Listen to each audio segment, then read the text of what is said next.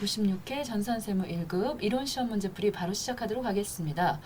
자, 1번 다음 중 기업회계 기준상 재무상태표의 기본고주에 대한 설명으로 가장 옳지 않은 것. 자, 1번은 참 쉬운 문제가 나왔네요. 자산과 부채는 유동성이 낮은 항목부터 배열하는 것을 원칙으로 한다. 벌써 틀렸죠? 자산과 부채는 유동성이 높은 항목들.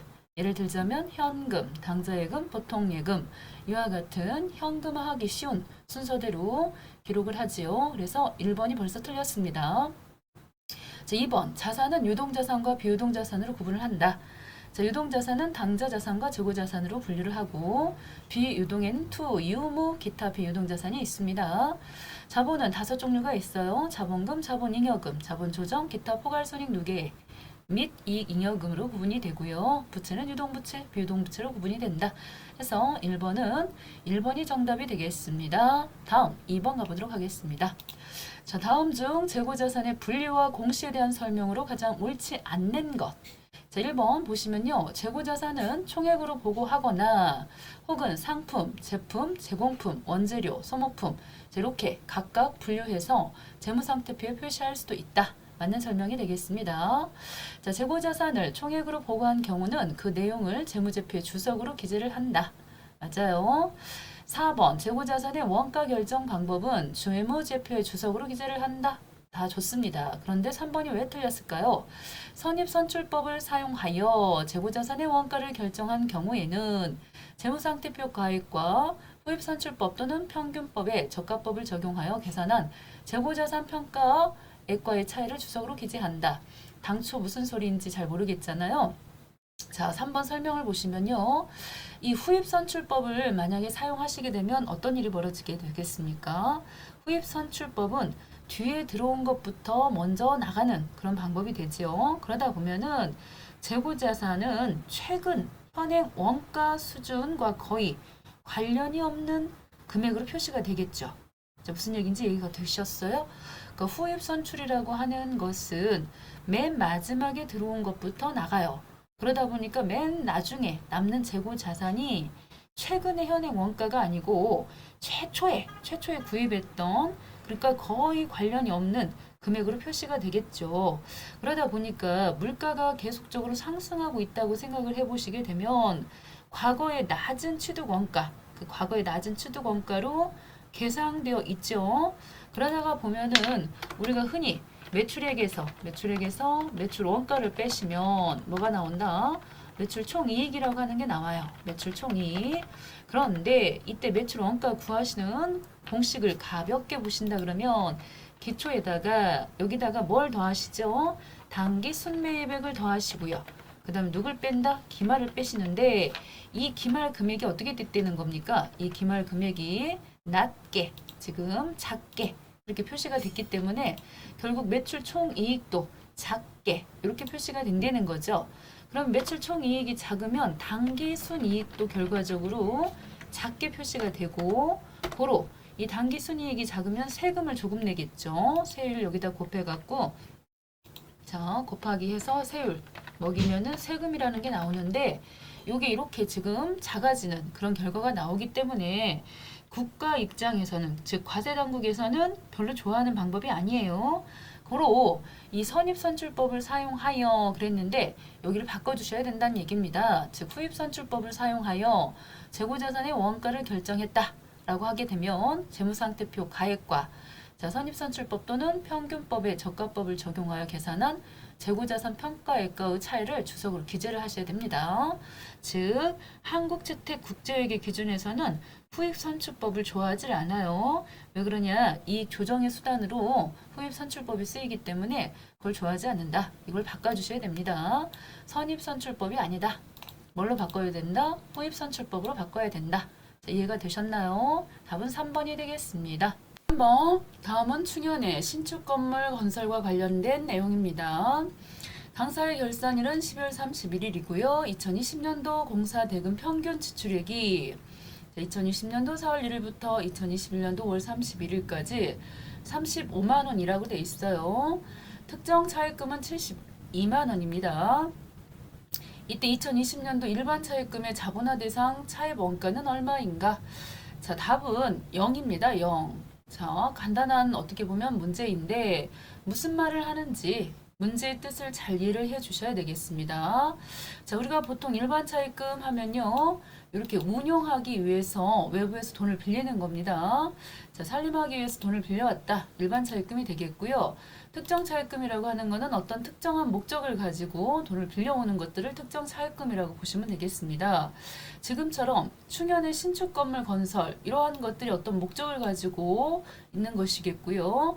이 신축 건물 건설하고 관련해 가지고 이 공사 대금 평균 지출액이 지금 35만 원이라고 했단 말이죠. 그런데 여기 지금 특정 차입금으로 들어간 돈이 72만 원이에요.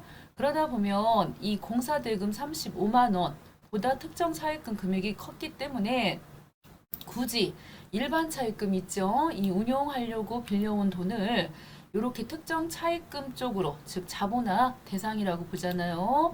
이런 쪽으로 자 해서 계상할 필요조차가 없다라는 말이 되는 것입니다. 공사 대금 평균 지출액이 35만 원이고 특정 차입금 72만 원인데 그 중에 2020년도 걸 얘기를 했기 때문에 4월 1일부터 12월 31일까지 즉 몇 개월이다? 12분의 9개월 계산해 보시면은 특정 차입금 평균 지출액이 54만 원이기 때문에 결과적으로는 마이너스 금액이 나왔어요. 그래서 일반 차입금을 전혀 자본화 대상 차입금에 계상할 필요가 없다라는 결론이 나오죠. 그래서 값이 0이 나오는 것입니다. 잘 이해를 해주셨으면 좋겠어요. 다음 4번 가겠습니다. 4번 장부의 오류 중에서 재무상태표와 손익계산서 오류는 자동조정 오류와 비자동조정 오류가 있어요. 다음 중 자동조정 오류가 아닌 것 찾는 문제가 되겠습니다. 자, 밑에 설명을 제가 조금 찾아왔는데 오류 수정은 후속 기간 중에 발견한 전기 오류를 재무제표의 발생 승인일 전에 수정하는 것을 말한다. 지금 오류를 수정하겠다는 건데요. 그 종류를 보시면은 자동 조정 오류가 있고 비자동 조정 오류가 있다. 이렇게 돼 있죠. 그러면서 선급, 선수, 미수, 미지급. 자, 요 부분 내용하고요. 기말재고 자산의 과대 혹은 과소 계상 이러한 것들은 지금 만약에 많이 기록을 했더라도 나중에 이 뒷부분에서 수습이 된다는 거죠. 자동적으로 조정되는 오류다. 그런 얘기가 되겠어요. 고로 여기 해당이 안 되는 거는 투자 부동산이 되겠습니다. 그래서 투자 부동산 오류는 투자 부동산이 판매될 때까지 오류가 상계되지 않는다. 라고 보셔야 되겠습니다. 자, 이렇게 외워주셔야 될 부분들은 자, 외워주시면 좋겠죠. 자, 5번 가보도록 하겠습니다. 자, 5번 다음 중 우발부채와 충당부채에 대한 설명으로 가장 옳지 않은 것. 1번 우발부채는 의무를 이행하기 위해서 자원이 유출될 가능성이 아주 낮지 않은 한 부채로 인식을 한다 그랬는데 벌써 1번이 틀렸다. 자, 우발부채는 부채로 인식을 한다 안 한다? 안 한다. 의무를 이행하기 위해서 자원이 유출될 가능성이 아주 낮지 않은 한 우발부채를 주석에 기재를 한다라고 했어요. 우발부채가 될 만한 예가 뭐가 있겠나? 바로 이제 보증 같은 거 생각해 보시면 되겠습니다. 보증을 하나 썼는데 그게 잘못됐을 경우 극히 적다 이렇게 보실 수가 있겠고요. 그걸 생각했을 때 조금 이해가 되는 부분이에요. 이번처럼 충당부채는 과거 사건이나 거래의 결과에 의해서 현재 의무로서 지출의 시기 또는 금액이 불확실하지만 그 의무를 이행하기 위해서 자원이 유출될 가능성이 매우 높고 또한 당해 금액을 신뢰성 있게 추정할 수 있는 의무. 해서 생각나는 거 있죠? 대손 충당금 같은 거. 3번 충당부채의 명목 금액과 퇴직급의 충당부채도 있었네요. 금액과 현재 가치의 차이가 중요한 경우에는 의무를 이행하기 위해서 예상되는 지출액의 현재 가치를 평가를 한다. 충당부채로 인식하기 위해서는 현재 의무가 존재하여야 할 뿐만 아니라 그 의무의 이행을 위한 자원의 유출 가능성이 매우 높아야 된다. 자, 이 두 가지 크게 비교를 해 보셔야 되겠어요. 자, 우발부채라고 하는 것은 유출될 가능성이 매우 낮다라고 보실 수 있겠고 충당부채는 자, 굉장히 어떻게 보면 높죠. 답은 1번이 되겠습니다. 자, 6번 다음 중 원가 계산 방법에 대한 설명으로 가장 옳지 않은 것. 자, 1번 표준 원가 계산 제도에는 변동 제조 간접비, 배부 차이는 소비 차이하고 능률 차이가 있죠. 종합 원가 계산은 동종 대량 제품 생산할 때 쓰는 것이고 개별 원가 계산은 2종 소량 생산에 적용된다. 맞는 설명입니다. 그런데 정답이 두 개가 되네요. 3번과 4번. 왜 그랬을까요? 종합원가 계산 제도에서는 공손하면은 불합격품을 말하는 거죠. 그런데 이게 통제 가능 요인으로 그랬는데 여기 틀렸네요. 여기 다른 거는 맞았는데 공손은 통제 가능 요인으로 품질, 규격이 표준에 미치지 못하는 불합격품이며 맞아요. 불합격품인 건 맞는데 이에 대해서 정상 공손이 있다. 그러면 제조 원가에 가산해 주고요. 비정상 공손이다. 그럼 영업의 비용으로 처리한다. 이 뒷부분은 다 맞았는데 이 부분이 조금 껄쩍지근해요. 통제 가능 요인이다. 그래서 이 불량품 부분이 가급적이면 안 나오게 만들어야 되죠. 통제 가능하진 않죠. 4번 정상원가 계산, 표준원가 계산의 공통점은 직접 재료비, 직접 노무비를 제외한 제조간접비 배부율을 정하여 실제 발생한 배부 기준량에 따라 배부하는 것이다. 그랬는데 어떻게 틀렸을까요? 자, 정상원가 계산하면요. 요거는 직접 재료 원가와 직접 노무 원가는 실제 발생한 원가를 기준으로 요 부분은 맞아요. 실제로. 근데 제조간접 원가는 미리 정해놓은 예정 배부 기준에 의해서 구해가지고 제조간접 원가 예정 배부율을 기준으로 제품 원가를 측정하는 방법이 바로 정상 원가 계산이죠. 예정 원가 계산이라고도 하고 그런데 표준 원가 같은 경우에는 어땠어요? 직접 재료나 직접 노무 이러한 것들 또 제조 간접비까지도 다 표준 원가로 사전에 원가 계산한 후 이렇게 지금 돼 있죠. 그래서 벌써 이 부분이 틀렸네요. 여기도 정상 원가 계산하고 표준 원가 계산하고 공통점 그랬는데 여기 설명해 놓은 부분이 바로 정상 원가 계산 부분을 설명해 놓은 것이죠. 그래서 표준 원가하고 공통점은 아니었어요. 답은 3번과 4번이다. 자, 많은 분들이 요거를 4번으로 체크를 했을 것 같아요. 요 부분이 다른 뒤쪽이 너무 정확히 맞기 때문에 설마 이렇게 생각했겠는데 3번도 틀렸다 라고 지금 정답은 나왔습니다. 다음 가보도록 하겠습니다. 7번 세모의 제조 공장에는 두 개의 보조 부문하고요. 두 개의 제조 부분이 있다.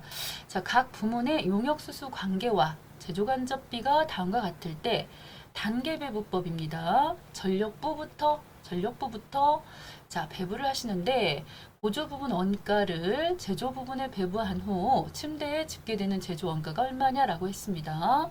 그러면 이 문제에서 가장 먼저 작업을 해주셔야 될 것은 일단 보조 부분이요. 자, 요 자리 보조 부분이 되겠죠.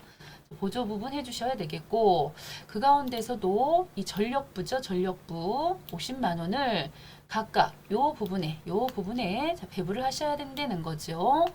굳이 책상은 배부하시지 않으셔도 된다. 책상에 대해서는 물어보질 않았어요. 그래서 50만 원에 10% 이쪽에 5만 원 됐고요. 이쪽에도 5, 25 해서 25만 원, 50% 25만 원 나왔습니다. 자, 그 다음에 두 번째로 해주셔야 될 일을 찾아보시면요. 두 번째로는 요거가 되겠죠. 금방 5만 원하고 40만 원하고 그래서 45만 원을 각각 요번에는 여기다가 배부를 해주시는 겁니다. 절단부니까요. 그래서 여기 또 책상은 하실 필요가 없는 거 아시죠? 시간 관계상 안 하셔도 되고 50분에 두 개 보탰을 때요. 20하고 30하고 더했을 때 전체 50분에 30에 해당하는 45만 원을 나눠 갖고 이제 보시면은 결국 27만 원 나왔어요. 그래서 25만 원 하고 자, 27만 원 하고 자, 80만 원 하고 세 가지를 다 더하면 그게 바로 제조 원가가 되겠습니다. 그래서 답은 3번 132만 원이다. 입니다.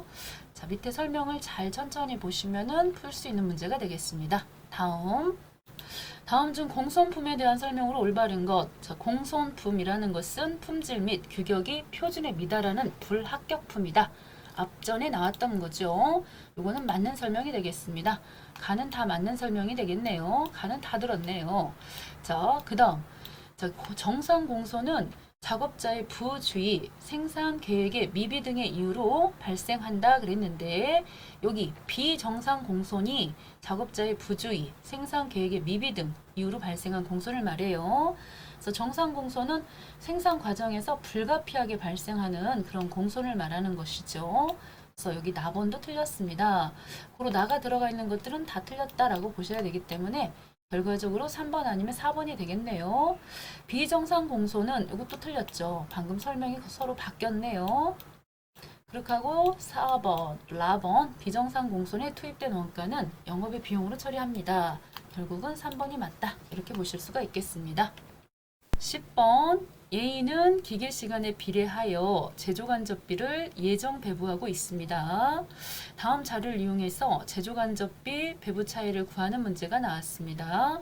지금 같은 상황에서는 예정 배부, 즉 예정 원가 계산이죠. 그러기 위해서는 제일 먼저 뭘 구해 주셔야 된다.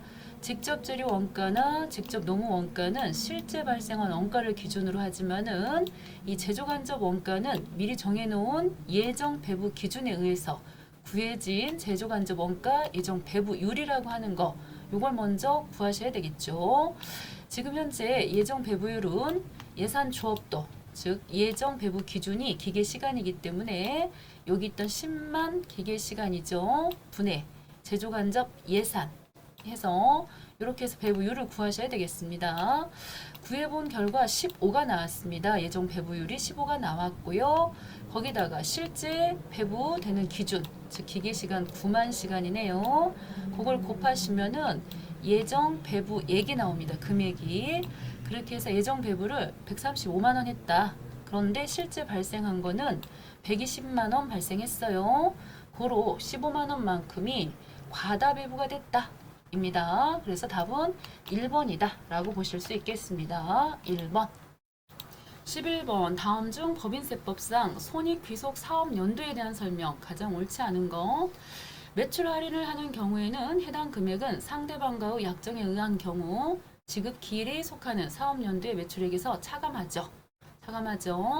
장기할부 조건으로는 월부, 연부에 따라서 2회 이상 분할하여 수입하고, 인도일로부터 그랬는데 인도일로부터가 아니고 인도한 다음 날부터 적용이 돼갖고 최종 할부금의 지급 기일까지 기간이 1년 이상인 것을 장기할부 판매라고 하죠.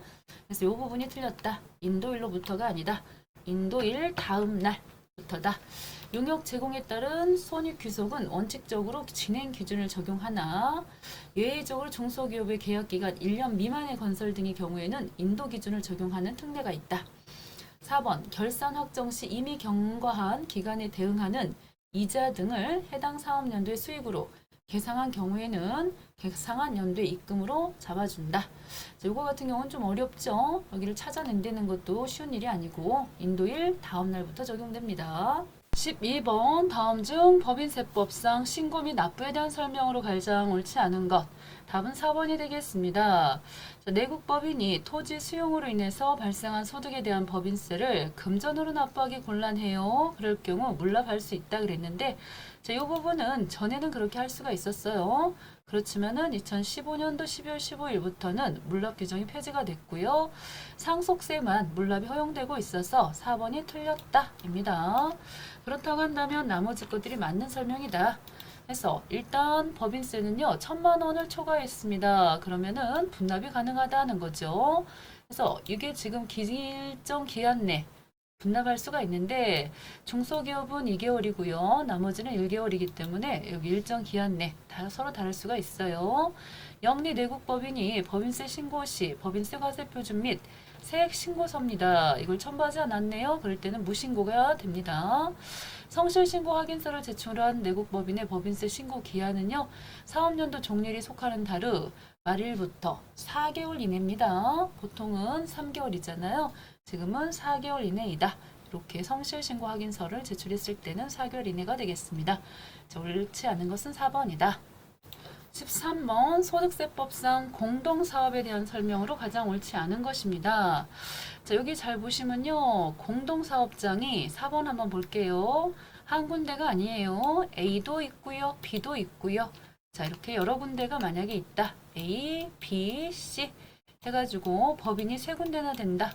그랬을 때 요 접대비 및 기부금의 한도액은 각각이죠. A 사업장, B 사업장, C 사업장 해서 공동사업장이죠. 사업자가 아니고. 그래서 공동사업장별로 하나의 거주자로 보아서 적용한다. 그래야 되거든요. 그래서 4번이 틀렸어요.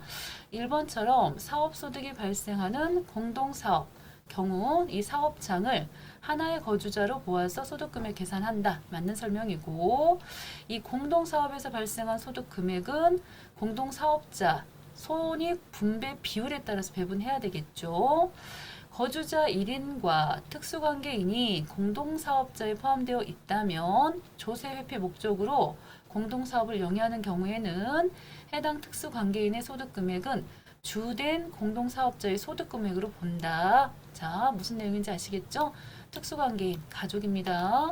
자, 이렇게 친인척 간에 공동사업자에 포함되어 있다 그러면은 이런 경우에는 주된 공동사업자 소득금액으로 봐가지고 세금을 먹인다. 그런 얘기가 되겠습니다. 틀린 건 4번이다. 14번 복식부기 의무자인 개인사업자입니다. 김선미 씨 손익계산서상에 비용 항목에는 아래의 비용이 포함되어 있습니다. 자, 이때 사업소득의 필요경비 불산입 해당하는 거가 몇 개냐? 일단 개인사업자는 대표자 급여가 비용 처리가 안 되죠. 자, 법인이라면 비용 처리가 되지만은 개인사업자였을 때 대표자 급여는 비용 처리가 안 된다. 소득세와 개인 지방소득세, 자, 이것도 마찬가지가 되겠고요. 벌금, 과료, 과태료 이러한 것들도 다 비용 처리가 안 돼서 전체적으로 3개가 불산입됩니다. 자, 건강보험료다. 이거는 직장가입자인 대표자 해당 분은 필요경비, 경비 인정받을 수가 있어요. 자, 답은 3번 되겠습니다. 자, 15번 다음 중 부가가치세법상 세금계산서 발급에 관한 설명 가장 옳지 않은 것 찾는 문제가 되겠습니다. 자, 1번 전자세금계산서 의무발급 개인사업자는 전자세금계산서를 발급하여야 하는 기간은 자, 사업장별 재화 및 용역의 공급가액 합계액이 3억 원 이상인 해, 자, 즉 직전 연도죠. 3억 원 이상이었습니다. 그러면 다음 해 제2기 과세 기간부터 그 다음에 1기 과세 기간까지 의무적으로 전자세금 계산서를 발급해야 된다. 그런 내용이에요. 법인은 자, 무조건 전자세금 계산서지만 아직까지 개인은 직전 연도 공급가액 합계액이 3억 원 이상이 넘어가야지 되겠죠. 2번 법인 사업자가 계약의 해제로 수정세금 계산서를 발급해야 된다.